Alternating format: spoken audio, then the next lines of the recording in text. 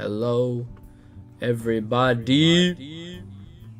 This is my first video in my series of videos that I'm gonna make about me making my first guitar. It's an electric guitar and it's made out of plywood. And I guess also another point of this would be like the cheapest, most budget guitar you can make. Yeah, maybe not the most, but it's pretty cheap.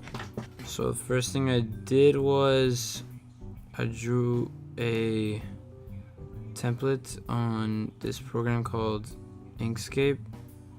It's pretty good. I barely know how to use it, but I did it. I tried printing out, once I made the template PDF, I tried printing it out like 1,000 times, but I tried printing it out on a fat paper, but it never worked out for me, and I ended up throwing them all out because I never knew this, but I printed the entire page in tiles on my own printer, and it became, that was like the easiest thing ever. And so yeah, and then yeah, I have my template, and I transferred the template over to a piece of plywood with Sharpie. And yeah, plywood is not so good, but you know, I'm poor. And then I cut out the shape, the plywood shape, with my grandpa's jigsaw, because I don't even have a jigsaw. And and then, you know, it came out pretty rough, so I actually went back and used the jigsaw again to get a little closer. And then I made it down to the final shape by sanding it and all that. And once I did that, I made this weird little, since I didn't have like a routing table or anything, I put it on my lawn chair in my backyard. I just kind of clamped it there, and I put it under, I put my piece under, and then I put plywood on top of that, and I used a router trim, what's it called, a flush trim bit. Router is a good investment. It can do a lot of things. I got a cheap one which was like $60 or something. It's worth it though. And then you see, I cut out all the pieces. I cut out 4 pieces. That's how much I got out of that plywood sheet. And then you see, I came up with a little problemo right here. Plywood has like a bunch of gaps in it, and that's one of the things that makes it nasty. And as you can see here, there's a little gap that came out. And so what I did to fix that was I got my chisel and I took out all the little stray little chips, pieces of wood that were in that little divot, and I made it clean like that, you know how you see. And then I got another spare piece of plywood that I had, and what I did was I chiseled out the lighter piece of wood, which I'm kind of pointing at right there.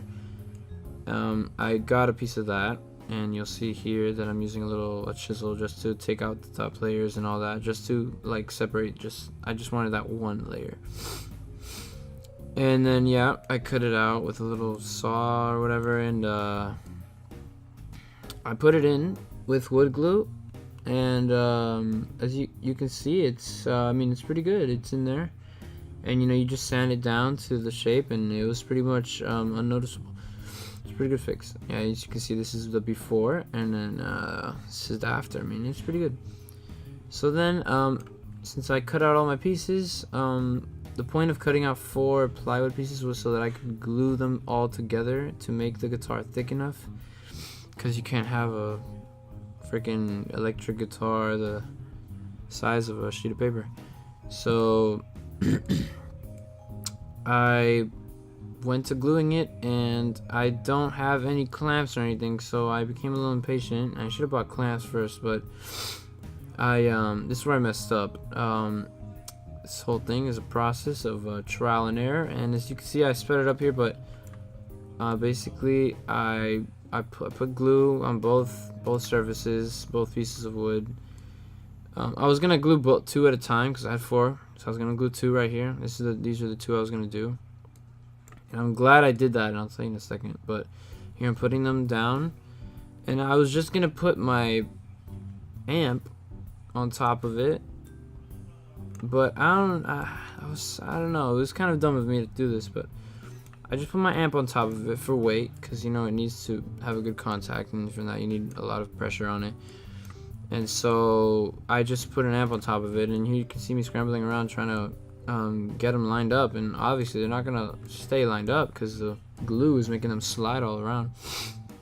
So I went into my room and grabbed this old computer that's also pretty heavy.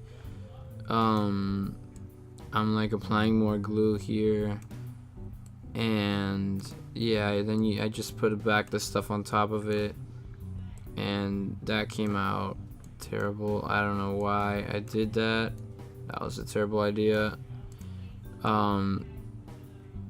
So now I'm gonna show you I messed up, obviously. So what I had under the board was like a piece of wood, I think. Actually, I forgot what I had under it, but it was something that, now you can see over here there is a gap in between the wood, and that's just not acceptable for me. I mean, I know this is supposed to be cheap, but I'm not gonna, I mean, I only wasted 2 little boards here. There's a gap in between them, and that's just not what I'm going for. Like, that's just, I guess, bad craftsmanship. Like, that's a really big gap, and I guess I don't know, it would be really annoying to keep that there. So I just basically I just threw those out. I'm not gonna use those. We'll see in the next video that I make next. Keep watching my channel, because the next video, I guess I'm gonna show you guys what I did, because I already did videotape it, but I thought this would be a good ending for this video. But alright guys, yeah, I hope this helps you out, or maybe you just enjoy watching, or you know, maybe you can give me some tips, because I don't really know what I'm doing. So yep, thanks for watching, I guess.